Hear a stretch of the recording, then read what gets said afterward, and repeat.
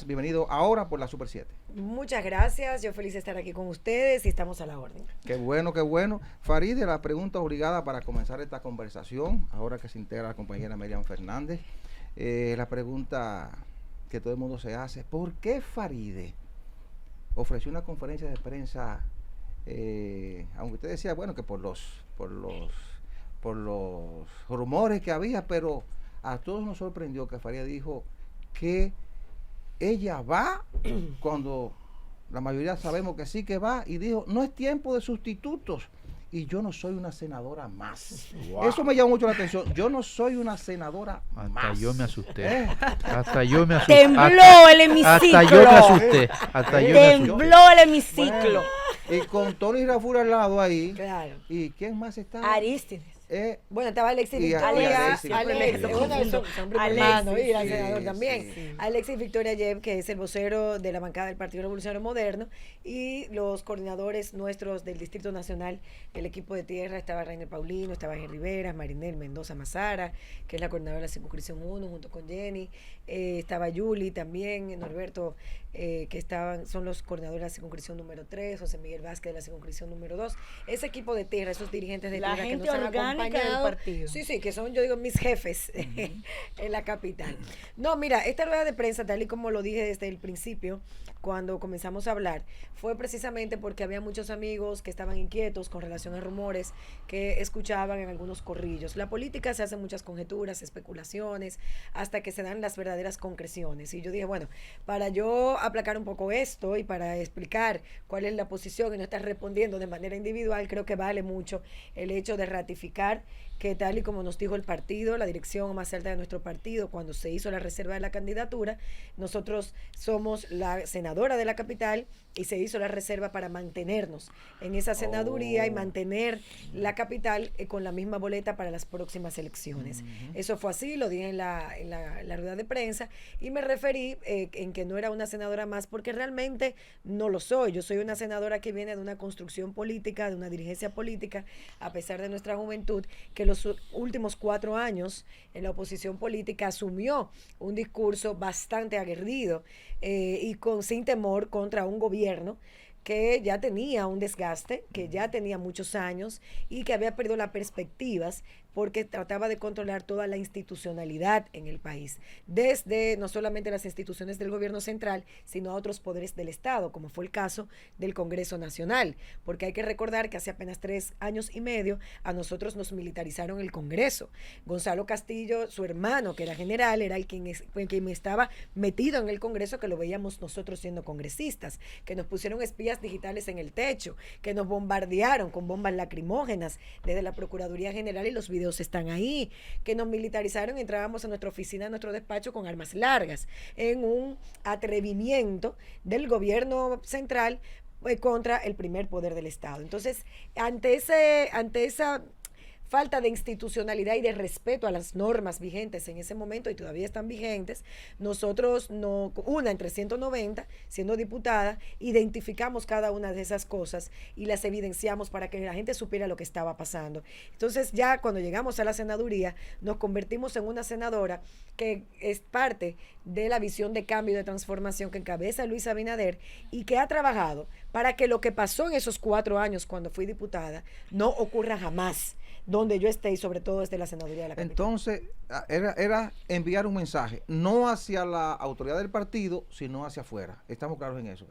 Yo creo que fue despejar dudas acerca de lo que estábamos haciendo, de si queríamos. Yo sigo trabajando igual, yo soy senadora de la capital, con mucha responsabilidad, con una hoja de trabajo de 3 años. Yo creo que sin precedentes, es la primera vez que se ve un senador o una senadora de la capital en la calle de manera permanente durante estos 3 años. Nos hemos reunido con las juntas de vecinos, con las comunidades, hemos tratado de buscar soluciones a través de las instituciones competentes, porque nosotros no tenemos un ministerio, no tenemos dirección, no tenemos barrilito, sino que trabajamos directamente con la gente para buscar soluciones, porque yo soy representante política de esa demarcación. Pero parecería que esa rueda de prensa, y fue parte de lo que se especuló y se vio cuando se dio la rueda de prensa, parecería que era más una rueda de prensa para el partido, como un anuncio al partido, que a los que pudieran tener dudas, porque de las conjeturas que se han armado y que uno no entiende, honestamente, es que se habla, por ejemplo, bueno, una alianza. Le van a dar la senaduría a Guillermo Moreno, con nombre y apellido, en el contexto de una alianza. Eso inclusive lo tomó como bandera el senador, que lo dijo aquí en este programa, de La Romana, que se fue al PRD. Y él decía, bueno, Faride debería de agradecerme, porque lo que me iban a hacer a mí, querían hacérselo a ella. Lo dijo. Entonces, ¿por qué el solo hecho de generar un rumor con una senadora que la palabra transparencia se la regaló al gobierno? Porque ese fue tu estandarte en la Cámara de Diputados. Que le regaló al gobierno, porque el gobierno no ha sido cónsono, el tema de seguir defendiéndonos a las mujeres con las 3 causales, que te ha costado. Y sabemos que a lo interno de tu partido te ha costado, aunque tú no lo quieras decir. Y lo sigo asumiendo. Y que además está allí haciendo un trabajo y que las encuestas no la ven mal. Entonces, ¿por qué el ruido? ¿Por qué se dijo que Guillermo Moreno en algún momento hubieron conversaciones? Nunca, que yo sepa no, yo no estoy en la comisión de alianza ni mucho menos, ni se me ha comunicado nada, pero como yo te digo, en la política es una permanente lucha de intereses, tú tienes adversarios internos, externos, donde yo estoy ahora muchos quisieran estar, pero Iván, ahora que me mencionaste Iván, saludo a mi hermano Iván, de La Romana, pero también hay que decir que en la construcción de este liderazgo que nosotros tenemos en la capital, hay que recordar que la plaza de la capital la tuvo el PRD y luego nos convertimos en PRM, porque hay que decirlo así, hace 20 años que no se ganaba. Hace 20 años, y la última vez la ganó una mujer. Eso es así. Milagros Ortiz. Milagros Ortiz. Después de 20 años viene otra mujer del Partido Revolucionario Moderno y gana la plaza de la capital. Y a una edad también distinta, pero lo que quiero decir aquí, que este liderazgo que nosotros hemos creado en la capital de la República Dominicana ha sido con mucho esfuerzo y yo creo que con mucha vocación de servicio y no desde ahora. Rompiendo machismo. Mayované sabe, yo vivo luchando contra el patriarcado, ya hasta en mi casa yo lucho contra el patriarcado, pero Mayované sabe cómo comienzo yo a dar la cara y a hacerme visible de los 20 y pico de años, muy joven, recorriendo el país en otras candidaturas, porque de los escenarios donde yo iba a plantear posiciones del partido, desde antes de que la gente supiera quién era yo, era yo. Era en el programa de Mayovanex. Tú siempre has sido tú. Sí, entonces no es una improvisación. Entonces yo siempre digo, yo no soy, cuando digo no soy una senadora más, yo soy dirigente de mi partido. O sea, yo no soy una persona que me trajeron para ser candidata y que salió bien en las encuestas y que tiene popularidad porque tiene TikTok y tiene Instagram y que cae bien a la gente. No, yo soy una dirigente de mi partido. Yo sé lo que construir desde la oposición política. Claro. Es por que muchos creciste años, ahí. lo que he crecido, que he tocado puertas, que he salido, que he dado la cara, que me he formado políticamente para poder ejercer la política de manera decente y transparente. Faride. Entonces, esos ruidos, honestamente no sé de dónde salen, no sé si tienen algún tipo de asidero, pero la realidad, yo no tengo tiempo para estar dentro de las conjeturas y el complot. El único tiempo que yo tengo que hacerlo valer para el trabajo. Y el trabajo es que define. Faride, yo creo que ahí Faride, está. cuando tú dices, yo no soy una senadora más, pero la gente debe saber, bueno, tú no eres una senadora más, pero ¿qué ha aportado ella al Congreso? ¿Qué ha llevado ella a su Senado? Mira, ¿Qué ha llevado? mira, es un órgano colegiado, hay que partir de ahí, porque yo en esto tengo que ser justa. Hemos cambiado bastantes cosas dentro del Senado de la República Dominicana. Pero si hablamos de la senadora Faride Raful, yo decía ahorita en una entrevista que cuando me preguntaban acerca de, bueno, la oposición usted decía esto, y yo, bueno, sí, pero ahora soy una senadora del gobierno que tiene que impulsar un cambio desde el Congreso. Y antes de nosotros llegar al Senado de la República, la Comisión de Hacienda era una de las comisiones más apetecibles. Vaya a saber Dios por qué. Nosotros desde que llegamos dijimos, la vamos a asumir. Tú aún no lo sabes. La vamos a asumir. Bueno, de ahí salió de Brecht, salieron otros contratos y se han cuestionado a varias personas que han estado ahí. Porque ahora, lo que no van a decir nunca de Faride Raful, y yo creo que marcamos un antes y un después, yo creo que nadie se atreve a decir que mientras duramos ahí 2 años presidiendo la Comisión del Senado, ahí se aprobó un proyecto por soborno, que ahí se aprobó un proyecto por chantaje, que ahí se aprobó un proyecto porque yo tenía que beneficiar a alguien o beneficiarme económicamente, porque pueden indagar mi finanzas y ahí están igualitas desde 2000, de toda la vida. Bueno, trabajando un poquito poquito más, pero igual, o sea, mi estilo de vida no ha cambiado. Yo he sido una privilegiada dentro de esta sociedad porque he tenido una familia, he tenido educación, he tenido el privilegio de que mi familia me haya apoyado y me haya ayudado a estudiar fuera del país, de regresar, de asumir grandes sacrificios y de que mi familia me enseñó a trabajar para ganarme la vida. Y siempre he tenido 5, 4 trabajos, ahora tengo 3. Pero el punto es que ahí nosotros hicimos una transformación. ¿Ustedes no han vuelto a hablar del hombre del maletín en el Senado? ¿Pero desapareció o se transformó? Parece que desapareció. Wow. Por lo menos donde nosotros estamos nunca lo hemos visto. El principal contronazo que tuvimos cuando fuimos presidente de la Comisión de Hacienda en el 2020 fue la Ley de Desarrollo Fronterizo, cuando recibimos de un sector empresarial importante una carta diciéndonos que nos abstuviéramos de estudiar esa ley. ¿Cómo? Y cuando yo leo la carta me sorprendo y digo, bueno, esto es un esquema que yo desconocía y que entiendo que se le da participación a todos los sectores, pero nadie puede imponerle al Congreso lo que tiene que hacer. Y ahí nosotros nos impusimos y dijimos, no, ustedes tienen cabida, pueden opinar, pero el trabajo lo hacemos los congresistas y tenemos la última palabra. Y sacamos a flote una ley de desarrollo fronterizo que, dicho sea de paso, tenía 20 años, que había sido obstaculizada con varios recursos en el Tribunal Constitucional. Nosotros logramos sacar a flote la Ley de Ordenamiento Territorial, porque a mí me gustan los desafíos. Cuando yo entré, ¿cuánto tiempo tiene esta ley? 14 años, porque había intereses que no permitían que se aprobara. Aquí se acabaron esos intereses. Aquí vamos a trabajar por el país. ¿A quiénes tenemos que convocar para luchar por esta ley? Y convocamos a todos los actores, que duramos 2 años. En una comisión bicameral duramos 2 Tenía años. 20. Yo tuve que hacer una inmersión en la Ley de Ordenamiento Territorial, estudiarla para poder entenderla, porque es un tema también complejo. Entonces, lo logramos con una comisión bicameral, con muchas discusiones, con muchos intereses en contra, donde le dijimos a todos los sectores, perfecto, todos tienen intereses, pero el interés que tenemos es de que esto pueda funcionar y que sea una ley aplicable. Y que funcione de esta manera dependiendo de la Constitución. Faride, Logramos eso. ¿Y el Código Penal? Ahora va. En el Código Penal nosotros tenemos un retraso porque esto es un tema que hemos tratado, que se ha aprobado, se aprobó en el Senado sin las 3 causales y en la Cámara de Diputados se detuvo. Pero nosotros, mantuviste tu posición? Sí, yo mantengo con mi las posición y 3 siempre causales. la voy a mantener porque no es una posición circunstancial. Y yo lo que hago en mi casa lo hago en mi vida pública. No tengo que andar con dobleces ni diciendo una cosa que realmente no soy para después hacer otra detrás de cámara y andar con miedo. Entonces, eso nosotros lo hemos asumido con el costo que ha costado. Yo creo que la parte esencial de esto es que en política tú puedes estar o no de acuerdo con una persona, esto no es personal, pero tú tienes que respetar lo que el otro opina. Y yo he sido una persona que mucha gente me dice, es que tú no debes hablar tanto, no debes expresarte así. Yo soy una mujer apasionada. Yo cuando tengo que reírme me río a carcajadas, si tengo que llorar voy a llorar a mares. Y cuando defiendo ser humano, una decisión la voy a defender con pasión porque la creo. Y eso en la vida, el que no asume posturas no puede transformar nada.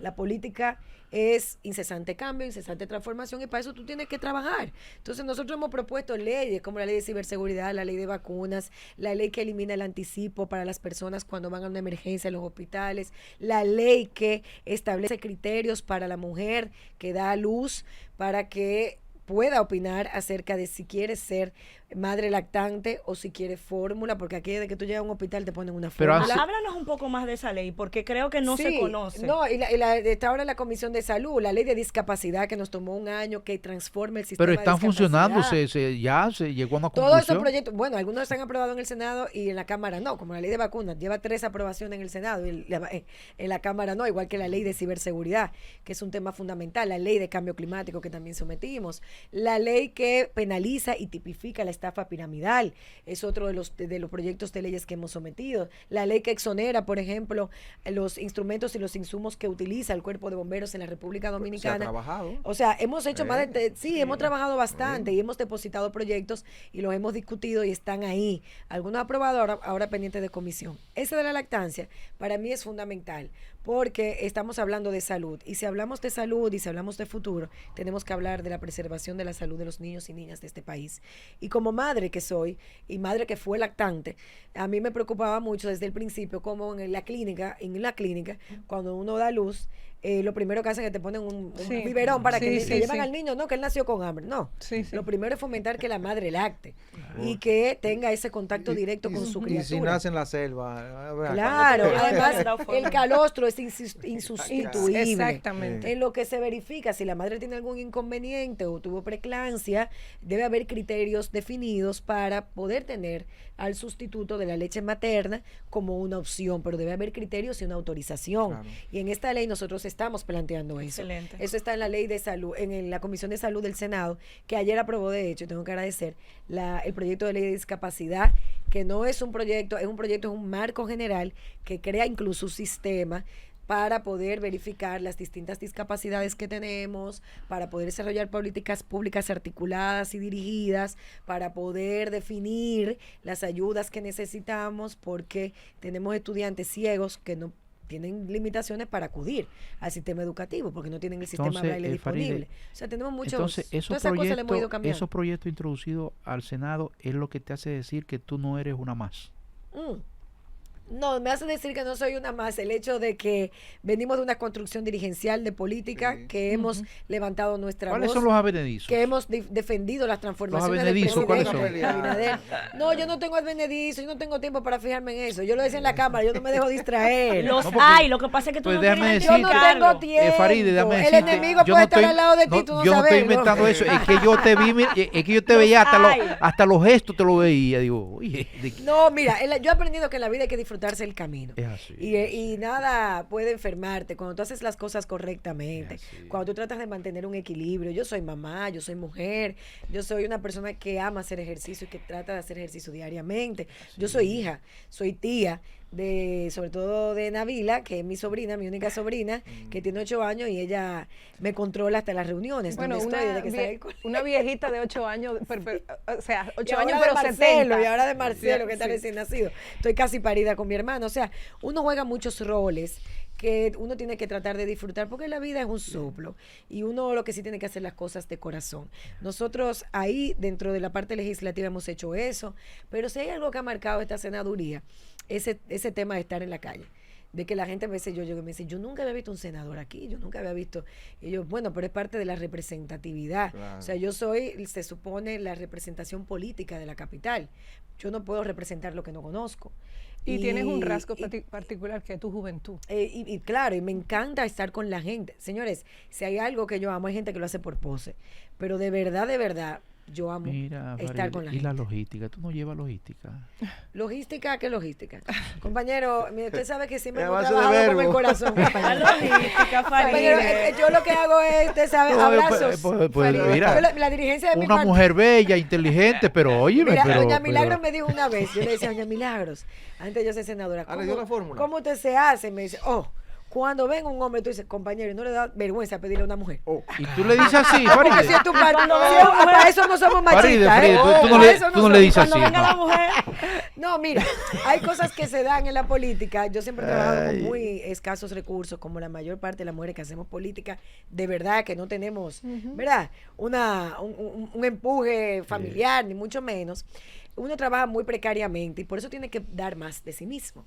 Entonces, por ejemplo, cuando yo voy a una junta de vecinos, cuando yo me reúno con la dirigencia de mi partido, porque yo soy la senadora de la capital, pero yo también soy la senadora de la dirigencia del Partido Revolucionario Moderno, a quien yo represento en el Distrito Nacional, en el Senado de la República, y que las puertas de esa senaduría del Distrito Nacional le corresponde a ellos. O sea, yo soy la senadora de Luigi de Villajuana, que es el presidente de la zona, de Don Donato, que es el presidente más viejo que tenemos en el Distrito Nacional desde el PRD hasta la fecha. Yo soy la senadora de cada uno de esos dirigentes, de Ricardo Yamil, de los comunitarios. Entonces yo trato de hacer un equilibrio entre la política, que abre esas puertas, que hay que elevar la voz, que hay una queja. Yo soy miembro de la dirección ejecutiva de mi partido. Yo tengo canal directo para poder hablar, para defender los derechos de mis dirigentes o de los dirigentes de mi partido, porque yo soy dirigente. Eso es lo que yo sé lo que es hacer una reunión de noche sin recursos, hacer un serrucho para comprar té. Yo sé lo que hace un comité de base, yo sé lo que es pelearse por una secretaría general y quién va a ser presidente de la juventud de una zona del partido. O sea, a mí nadie me va a contar eso. Entonces, yo trato de hacer un equilibrio con eso y eso de verdad fideliza, porque la gente se siente que tiene a alguien al lado y yo también me fidelizo con ellos porque siento que no estoy sola. Y parte de lo que hemos vivido en estos días es precisamente saber que no estoy sola, que cuento con la dirigencia de mi partido y con mucha gente más. Ok. Faride, tú te has caracterizado por ser una mujer política que sabe manejarse en los medios. Has estado haciendo un trabajo desde lo social junto a María Cela. Sí. Has estado con tu programa también en La Nota y siempre tienes como esa actualización de lo que ocurre, como dicen por ahí, el brief de la calle, Sí. de lo que ocurre. Sí, sí. Entonces, cuando comienza esta narrativa de la muda, algo que a mí me parece completamente despectivo e injusto, Totalmente. nunca te vi confrontar eso, o sea, nunca te vi decir, porque lo dijiste ahorita, el trabajo habla por sí solo, el trabajo debe ser lo que calle bocas. Sin embargo, ¿cómo se puede justificar ante la población los préstamos que ha asumido el gobierno? Y quiero decir algo. Mundialmente, el que se pone a hacer una investigación honesta y justa, específicamente de Latinoamérica, se va a dar cuenta la cantidad de gente que ha vendido el alma. O sea, estoy hablando de países más grandes que nosotros. Pero esa es una pregunta que ya me venían haciendo porque sabían que tú ibas a estar aquí. Y gente también, porque todos tenemos préstamos, por lo menos yo tengo bastante. Exactamente, Por lo menos yo tengo bastante. Que Ay, me no vaya. me lo diga. Mira, bueno, señores, La clase- sociedad es un la reflejo de clase cada media, uno. La clase media sobrevivimos en Pero eso aquí es un tema base. sensible. Sí, no, pero Sobre mira, yo todo quiero- para mayo. yo- A cada rato, Faride, Te vas a Ay, decir, me le sale de me aquí viro a yo, cada sale. rato. Mayovane, recuérdese que se cumplió. que se ayer. cumplió la cuota de banco. Mira, hoy es 13, ayer me tocaba a mí, pero Mayo me identifico. yo reservé. Miren, yo quiero decir algo con respecto. Yo no puedo responder absurdos. Y yo creo que la oposición hace su trabajo. Cada quien dice lo que quiera. Por eso yo digo, que me digan esto, que me digan aquello. Nadie puede definir lo que yo soy, porque yo sé lo que yo soy. Y yo sé lo que estoy construyendo, y yo sé lo que estoy trabajando. Y eso es un mensaje que le llevo también a cualquier persona que nos esté escuchando. Va más allá de lo político. Si yo te digo, tú eres tal cosa, y tú me dejas entrar a tu ser y te sientes mal por lo que yo te digo, quizás la que está mal no soy yo, sino tú. Exacto. Porque no tienes inseguridad acerca de ti mismo. No, yo sé quién yo soy. Tú puedes decir lo que tú quieras. Yo sé lo que yo hablo, cómo lo hablo, que defiendo. Y soy coherente en lo que pienso. Y el de que cambie de parecer, puede decir, miren, cambié de parecer. Y mi parecer con el tema de los financiamientos sigue siendo el mismo y sigue siendo y manifestándose la misma preocupación. Ahora bien, los financiamientos que se aprobaron cuando yo estaba en la Cámara de Diputados no son los financiamientos que se aprueban ahora. Más del 60% de los financiamientos que se aprobaron los 2 primeros años de la gestión de este gobierno, del presidente Abinader, fueron para cubrir el tema COVID y la pandemia que se ocasionó. Hay que recordarle a este país que el cierre mundial que hubo asestó un duro golpe contra 3 rubros que son los más importantes para la economía dominicana: turismo, remesa y zonas francas. De repente nos vimos sin ninguna especie de ingresos de esos 3 rubros, que es una economía de servicios. ¿Qué hizo el gobierno final de Danilo Medina? Hizo lo correcto en ese sentido. ¿Cómo nosotros financiamos a las personas para que no queden en la inopia porque no sabíamos hacia dónde nos dirigíamos? Eso fue lo correcto. Pero eso se hace con recursos. Y esos recursos, cuando llega el PRM, tiene que mantenerlo, porque no podía quitar ese subsidio a las personas, que era lo que se llamó el programa FASE y todo este tipo de cosas, que luego se Quédate cambió en para ti, casa. quédate en casa, todo eso que inició la parte final del gobierno pasado. Pero aparte de eso, tú vienes con una política financiera gubernamental de 10 años aprobando presupuestos deficitarios. ¿Qué implica aprobar presupuestos con déficit? Que tú, como los préstamos de la casa, o sea, yo organizo mi presupuesto y yo digo, bueno, los gastos en mi casa son 100 pesos, pero yo quiero comprarme ese bombillo que vale 20, pero yo tengo una proyección de que mañana Mayovane me va a pagar 50. Sucede que Mayovane me pagó 10, me quedé con un déficit de 10. Pero esa sigue siendo la preocupación. Tengo que Faride. financiarlo. Entonces, ¿qué hace el PRM? Tiene que suplir ese déficit. Sí. Porque no puedes borrar de golpe y porrazo Pero- ese pero- déficit. pero quizás- El ¿Y tema de las ustedes? vacunas, el tema, déjame terminar para que la gente entienda, el tema de las vacunas, el tema de los subsidios. Cuando la economía se va regularizando, y eso fue una crítica que se le hizo al gobierno, no están haciendo inversión social. No podían hacer inversión social, porque lo que se estaba consiguiendo era para apoyo presupuestario, para hacerle frente a lo que nos había dejado la pandemia. Exactamente. Entonces, todos los proyectos de intervención, de ejecuciones, que si cañadas, que si carreteras, se vieron paralizados. Ahora se retoman y por eso se aumenta el tema del financiamiento. ¿Que es preocupante? Sí es preocupante. Pero, por ejemplo, yo en la Cámara de Diputados, yo voté a favor de varios préstamos del PLD. ¿Pero cuáles préstamos yo voté? El del metro, yo voté a favor, porque era una obra que ya estaba ahí y se debía una cantidad de recursos económicos. En ese momento era de Andino Peña, que había puesto una denuncia pública y que los contratistas salieron a la calle a reclamar, pero ya la obra estaba ahí. Estaba ahí, tú la podías ver. Y yo levanté mi mano para aprobar ese proyecto, como levanté mi mano para aprobar el proyecto de un acueducto en la línea fronteriza. ¿Por qué? Porque se estaba ejecutando y era con un organismo internacional. ¿Qué pasa con los organismos internacionales? Que te van desembolsando por hitos y salen más económicos. Si decís, tú aprobaste $100 millones, no es, tiene que aprobarlo la mayoría del Congreso, pero eso lo negocia el gobierno. Cuando se aprueba un préstamo de esta naturaleza, tú dices, bueno, ¿quién va a ejecutar esta obra? Es Wendy. Ok, entonces yo tengo que dar a Wendy 100 pesos. Wendy, si tú no me cumples con que esa tasa esté ahí, yo no te voy a desembolsar los 5 primeros. Si Wendy, que es el órgano ejecutor, no lo hace, no hay desembolso. Entonces hay más transparencia. Ahora, yo nunca voté, ni voy a votar, por ejemplo, con el tema del sistema energético, donde yo veía los préstamos y veía que había circuitos repetidos. Y yo decía, ¿por qué si financiamos un circuito se está repitiendo este otro nuevamente? Y yo exigía explicación y nadie me la daba. Claro. Y por eso tenía que hacer la crítica. Y por supuesto, si hubiera llegado Odebrecht tampoco, porque son compañías personales, individuales que llegan allí, que en este caso no se han dado en el Congreso Nacional. Faride, sin lugar a dudas que tenemos un tema que hemos venido arrastrando. Y ese tema del presupuesto deficitario, evidentemente que hay que corregirlo con algo. Un tema pendiente es la reforma tributaria. Sí, totalmente. La gran reforma tributaria que se necesita en el país. ¿Qué podemos esperar nosotros con ese tema? ¿Tendremos una reforma tributaria? ¿Está dentro de la agenda del Congreso y del gobierno enfrentar ese tema? Mira, la reforma tributaria es una necesidad del año 2012 y tú lo sabes muy bien. Lo que pasa es que tiene un costo político, porque nadie quiere que le cambien los impuestos, nadie quiere negociar, ni mucho menos. Y yo creo que es imperante. El tema de los subsidios no puede ser eterno en el país. Nosotros estamos subsidiando hasta la harina, señores. O sea, eso no puede ser eterno. Tiene que haber un nivel de recaudación mayor, pero también tenemos que llevar a la formalidad a un sector informal que no tiene garantías para poder bancarizarse. Más del 50% de la ciudadanía está en el sector informal. Y el anticipo ayuda tampoco a eso. O sea, hay muchas cosas que tienen que reformarse. Yo cuando era diputada dije, hay que eliminar el anticipo. Y me cayeron arriba. Me acuerdo que Magín me dijo, no hable de eso ahora, por favor, porque ahí sí es verdad que perdemos una gran recaudación, porque se está fundamentando en algo ficticio, que era temporal y que no ha sido definitivo. Yo creo que uno de los principales desafíos que va a tener el presidente Abinader y nosotros, que lo vamos a acompañar en esta reelección presidencial, va a ser precisamente discutir una reforma integral, no una modificación a un artículo ni a otro, tiene que ser integral.